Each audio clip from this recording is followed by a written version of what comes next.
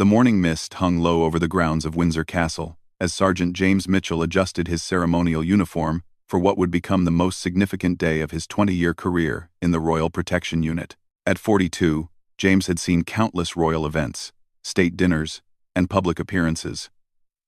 But something felt different about this particular autumn morning.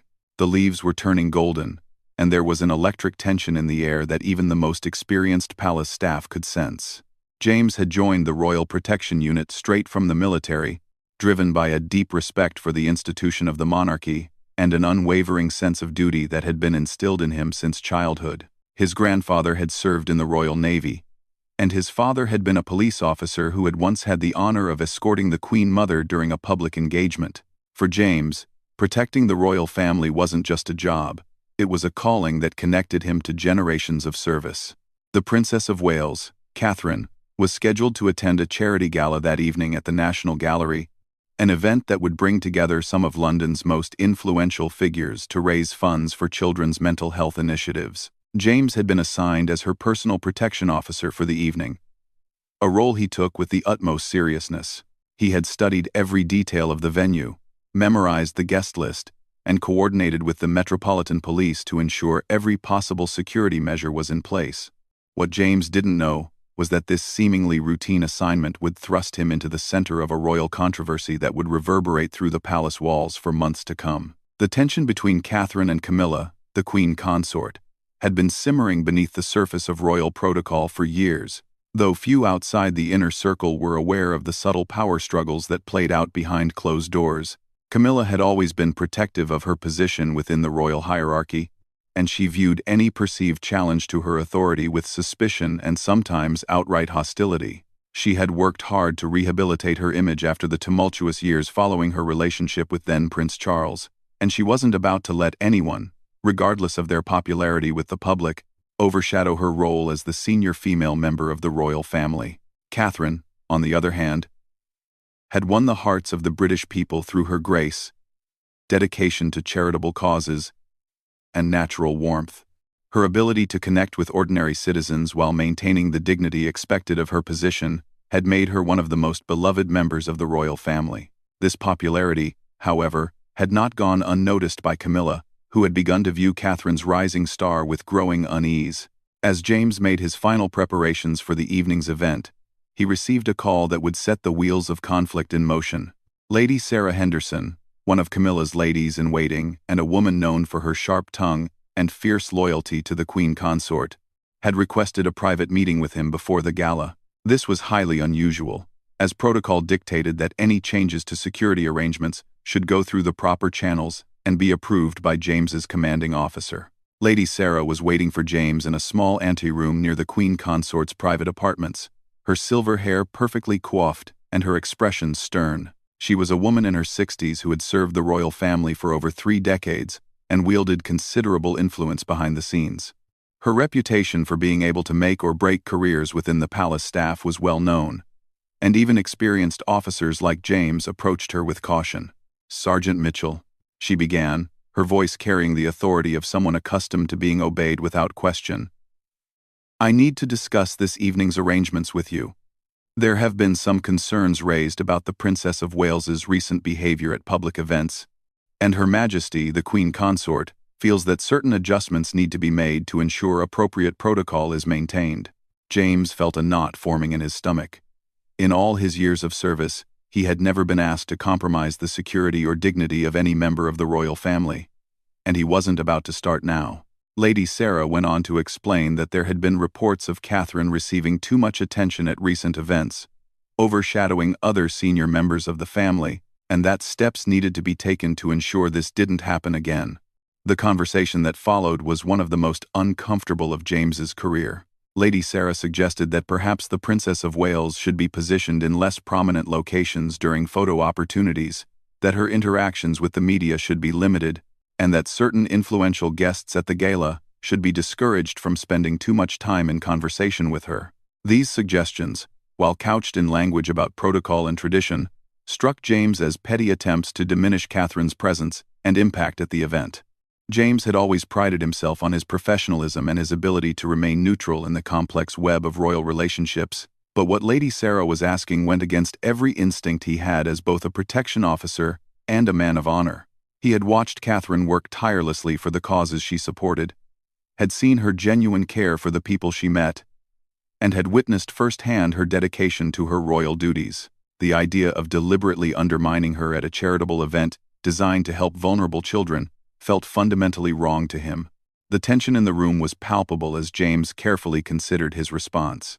He knew that refusing to comply with Lady Sarah's requests could have serious consequences for his career, but he also knew that he couldn't live with himself if he allowed politics to interfere with his duty to protect and support the Princess of Wales.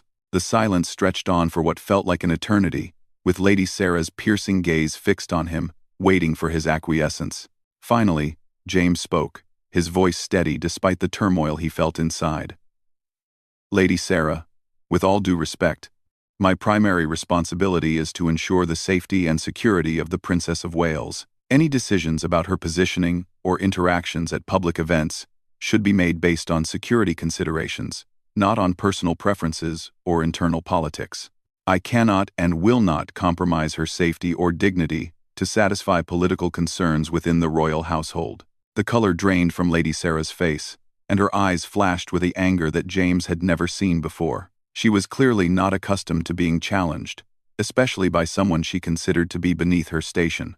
The conversation that followed was heated, with Lady Sarah making it clear that James's refusal to cooperate would be reported to the highest levels of the royal household, and that there would be consequences for his insubordination.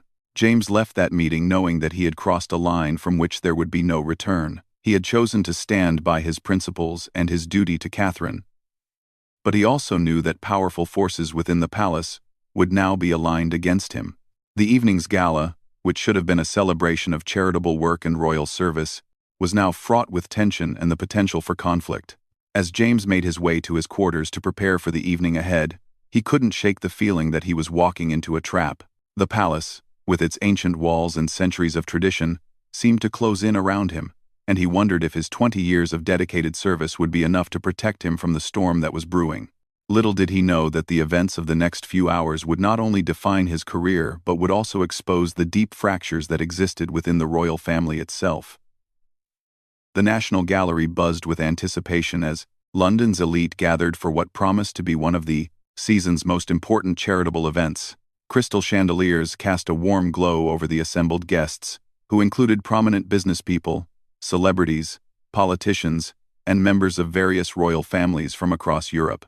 The gallery's magnificent halls, usually home to priceless works of art, had been transformed into an elegant venue where the cause of children's mental health would take center stage.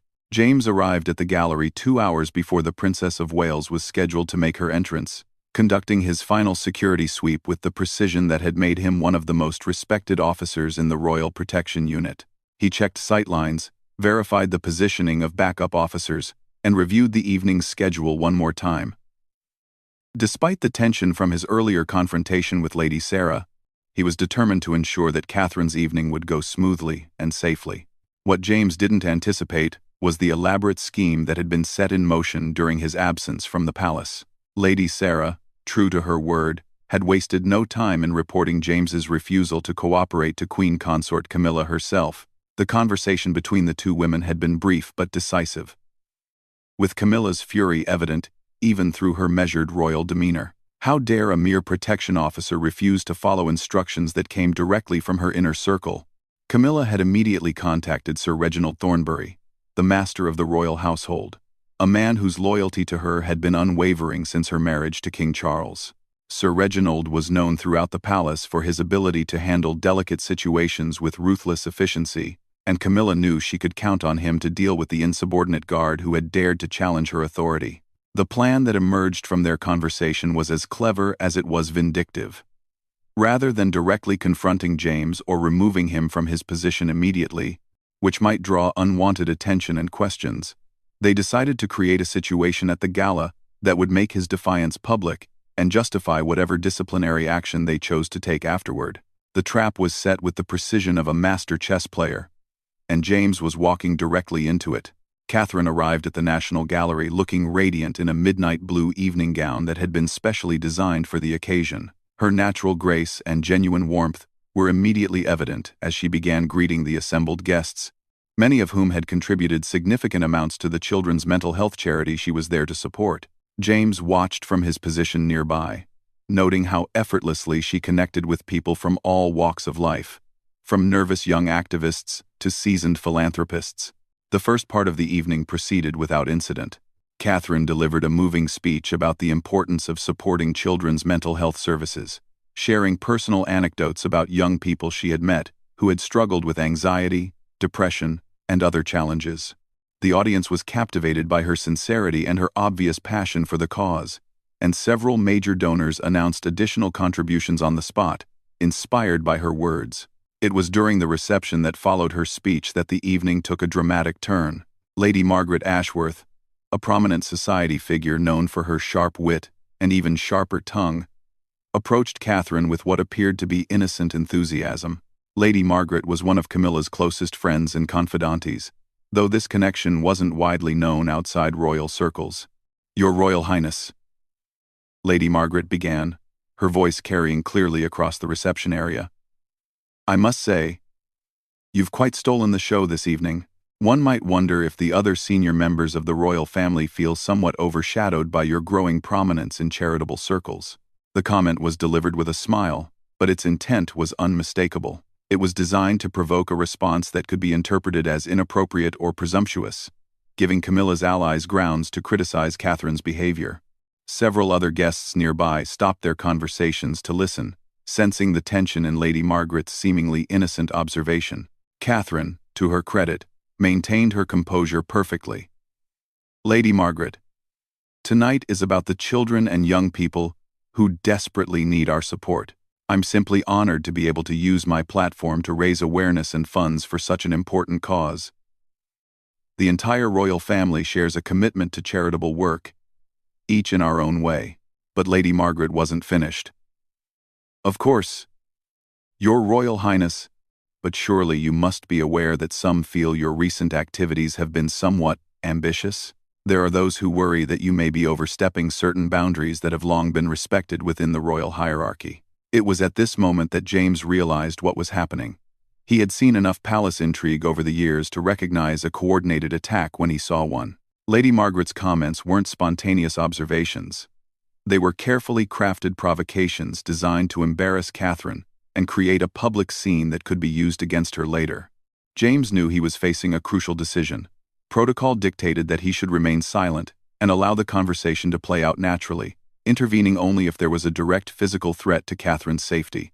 But he also knew that what was happening wasn't a normal social interaction. It was a deliberate attempt to humiliate and undermine the woman he had sworn to protect. The room had grown noticeably quieter as more guests became aware of the tension in Lady Margaret's voice. Photographers from the society pages were discreetly positioning themselves to capture what they sensed might become a newsworthy moment. Catherine stood poised and elegant, but James could see the slight tension in her shoulders that indicated she was struggling to maintain her composure in the face of such a public challenge. When Lady Margaret opened her mouth to deliver what was clearly intended to be the coup de grace, a comment that would push Catherine beyond the bounds of diplomatic response, James made his decision. He stepped forward, his movement smooth and professional, and positioned himself slightly between Catherine and Lady Margaret. "Ladies," he said, his voice calm but carrying the unmistakable authority of someone trained in crisis management, "I believe there are several major donors who are eager to speak with Her Royal Highness about expanding the mental health programs we've discussed this evening. Perhaps we should move toward the East Wing where the presentation materials are set up." It was a masterful intervention. James had managed to interrupt Lady Margaret's attack without being directly confrontational, while simultaneously providing Catherine with a graceful exit from an increasingly uncomfortable situation. He had also reminded everyone present that the evening was supposed to be about charity, not palace politics. Lady Margaret's face flushed with anger at the interruption, but she could hardly object to a security officer doing his job of managing the princess's schedule. Catherine shot James a grateful glance, and together they moved away from the confrontation toward a group of genuine supporters who were indeed eager to discuss expanding their charitable contributions. But James knew that his intervention, while successful in the moment, would have serious consequences. He had directly thwarted what was clearly an orchestrated attempt to embarrass Catherine, and those responsible would not forget or forgive his interference. As he guided Catherine through the remainder of the evening's activities, he couldn't shake the feeling that he had just signed his own professional death warrant. The rest of the gala proceeded smoothly, with Catherine raising more money for children's mental health services than had been anticipated, and receiving widespread praise for her poise and dedication. But James noticed several people in the crowd making discreet phone calls, and he had no doubt that word of his intervention was already making its way back to Camilla and her inner circle. As the evening wound down, and James prepared to escort Catherine back to Kensington Palace, he reflected on the choice he had made. He had prioritized his duty to protect Catherine over the political considerations that seemed to drive so much of palace life, and while he didn't regret his decision, he was under no illusions about what it would cost him. The battle lines had been drawn, and tomorrow would bring consequences that would reverberate far beyond his own career. The storm that James had been anticipating broke with stunning swiftness the following morning. He was barely halfway through his morning coffee when his phone rang with an urgent summons to report to Sir Reginald Thornbury's office immediately. The tone of the secretary who delivered the message left no doubt about the seriousness of the situation, and James knew that the reckoning for his actions the previous evening had arrived. Sir Reginald's office was a monument to royal tradition, with portraits of past monarchs lining the walls and ancient oak furniture that had witnessed countless palace dramas over the centuries. When James entered, he found not only Sir Reginald, but also Lady Sarah Henderson and Commander David Ashworth, the head of the Royal Protection Unit. The formal nature of the gathering told James everything he needed to know about the gravity of his situation. "Sergeant Mitchell," Sir Reginald began, his voice carrying the weight of institutional authority, "we need to discuss your conduct at last evening's charity gala. There have been serious allegations made about your behavior, and we must address them immediately." What followed was an hour-long interrogation that revealed the true extent of the campaign being waged against James. Lady Sarah had prepared a detailed report of his insubordination during their meeting before the gala, painting his refusal to cooperate with her requests as a fundamental breach of protocol and respect for royal hierarchy. She had also gathered testimony from several witnesses at the gala who claimed that James had overstepped his bounds by interfering in what they characterized as a normal social conversation between Lady Margaret and Catherine. Commander Ashworth, a man James had respected throughout his career, seemed genuinely troubled by the accusations, but was clearly under pressure from his superiors to take decisive action. The Royal Protection Unit operated under strict chains of command, and challenges to authority were not tolerated, regardless of the circumstances or motivations involved. "James," Commander Ashworth said, using his first name in a gesture that somehow made the situation even more ominous. "You know, I've always valued your service and dedication, but these are serious charges, and I have to ask for your side of the story before we proceed with any formal disciplinary measures." James had spent the sleepless night preparing for this moment, knowing that his response would determine not only his own fate but potentially send a message about what kind of behavior would be tolerated within the royal household. He chose his words carefully, explaining his belief that Lady Margaret's comments had been deliberately provocative and inappropriate, and that his intervention had been necessary to protect Catherine from what amounted to a coordinated public attack. "Sir," James concluded, looking directly at Commander Ashworth, "my primary duty has always been to protect members of the royal family, not just from physical threats but from any situation that might compromise their safety or dignity. I believed then, and I believe now, that Lady Margaret's comments were designed to provoke an incident that would reflect badly on the Princess of Wales. I acted to prevent that from happening." The silence that followed James's explanation was deafening. Sir Reginald's face had grown increasingly stern throughout the recital, and Lady Sarah looked positively triumphant at what she clearly saw as James's confession of guilt. Even Commander Ashworth seemed troubled by James's admission that he had deliberately intervened in what others characterized as a social conversation. It was at this moment that an unexpected ally arrived in the form of Catherine herself. Unknown to James or anyone else in the room, she had learned about the meeting through palace staff loyal to her, and she had decided to take the unprecedented step of involving herself directly in what was essentially a staff disciplinary matter. Catherine's entrance into Sir Reginald's office was like a sudden beam of sunlight breaking through storm clouds. She moved with the quiet confidence that came from years of royal training. but there was an unmistakable steel in her manner that those present had rarely seen before. This was not the diplomatic princess they were accustomed to dealing with. This was a woman prepared to fight for someone who had shown her loyalty and respect. "Gentlemen, Lady Sarah," she said, acknowledging each person in the room with a slight nod. "I understand that Sergeant Mitchell is being questioned about his actions last evening. I felt it was important that I provide my own account of what occurred." The effect of Catherine's appearance was immediate and dramatic. Sir Reginald and Lady Sarah exchanged worried glances, clearly recognizing that their carefully constructed narrative was about to be challenged by the one person whose version of events would carry the most weight. Commander Ashworth stood out of respect for Catherine's rank, but his expression suggested he was beginning to understand the true complexity of the situation he was being asked to adjudicate. Catherine's account of the previous evening's events was devastating to the case being built against James.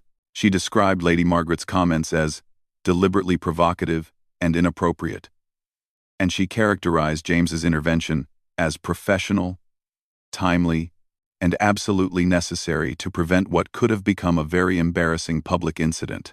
"Sergeant Mitchell," Catherine continued, her voice carrying absolute conviction, "acted with the highest level of professionalism and discretion. His intervention allowed me to maintain my dignity while ensuring that the focus remained on the charitable cause we were there to support. Any suggestion that his actions were inappropriate is not only wrong but deeply unfair to an officer who has served this family with distinction for 20 years. The transformation in the room's atmosphere was palpable.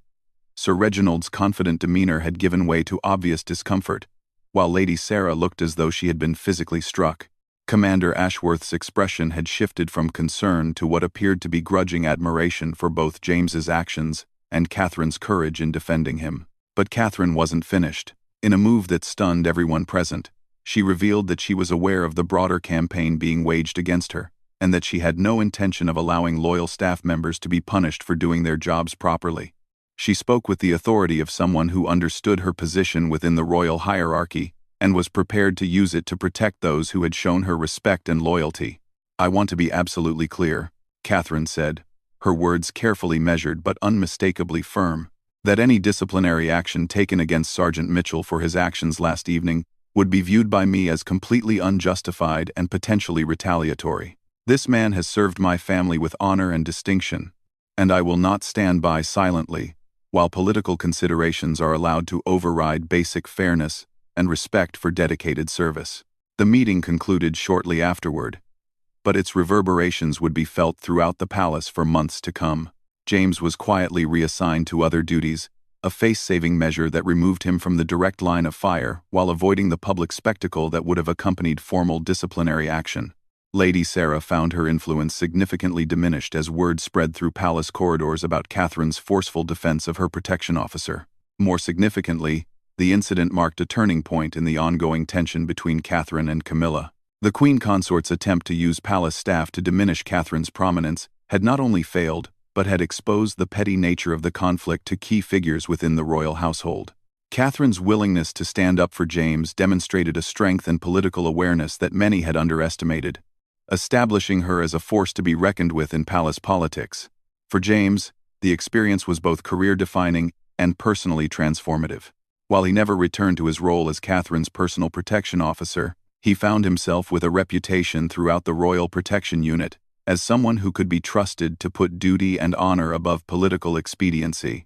His willingness to risk his career to protect Catherine's dignity had made him a legend among his fellow officers, many of whom had faced similar pressures to compromise their professional standards for political purposes. Years later, when James reflected on that evening at the National Gallery and its aftermath, he felt no regret about the choice he had made. He had witnessed firsthand the grace and strength that Catherine possessed, and he had seen how political maneuvering within the palace could threaten the dignity and effectiveness of the royal family itself. His intervention had been about more than protecting one person from embarrassment.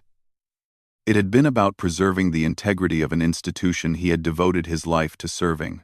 The story of James's devotion and Catherine's courage spread quietly through royal circles, becoming the kind of tale that reinforced people's faith in both the monarchy and the individuals who served it.